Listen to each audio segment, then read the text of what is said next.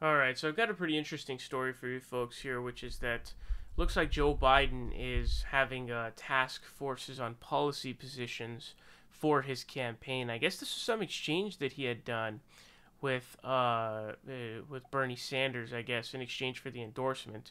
So they're doing these task forces now. The biggest name that's on one of these task forces is AOC.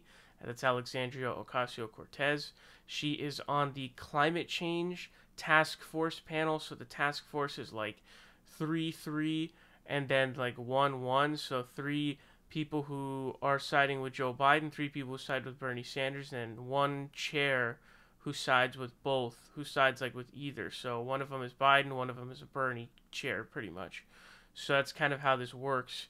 Now this is interesting because it's something you see and you're like, okay, maybe they're making some progress and actually trying to reach out to progressives. But I find these to be fairly useless, to be quite frank with you, and quite upfront. I saw a piece where it said that the piece of the thing that the healthcare panel, for example, is going to be trying to achieve is to get Medicare expanded to 55 and over.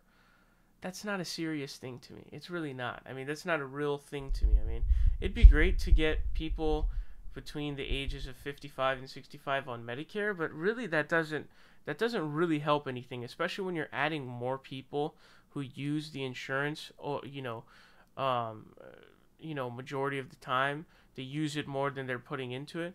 So I think that's a bad idea. But these kinds of things are not very serious to me. They really aren't. Now David Sirota says Biden's policy task forces are not real. They're performative. He could just endorse existing Democratic legislation, but he refuses. It would be better if everyone was just honest and real rather than playing along with the parody. Stop pretending. And that's the thing. I think David's on the money here. I think he's hitting the money. Also, by the way, I want to mention Nina Turner. Also, I think I just saw her on. I think it was the Breakfast Club where she said that they don't want her on the task forces. They already said that to her. It's probably obviously because Nina Turner is kind of a bulldozer. Um, so I think this is true. I think it's completely performative again because I like David saying he could literally just endorse legislation. Well, like who? They're not even like convincing Joe Biden himself. It's not even like, oh yeah, we're gonna talk to Joe Biden. It's like his minions that they're talking to basically. I don't even know if these people are even gonna be in his administration, dude. I don't think there's any guarantee of that. Although maybe the most of them are or something like that. But I don't find this to be anything serious. Again, if the thing that you're trying to convince him of so hard, you're spending all of your energy convincing him on, is lowering Medicare eligibility to 55, I think that's a joke. I really do think that's a joke. And I think, again, if you were to do that, he could just come out and do that instead of, hey, let's have this task force that we're going to do.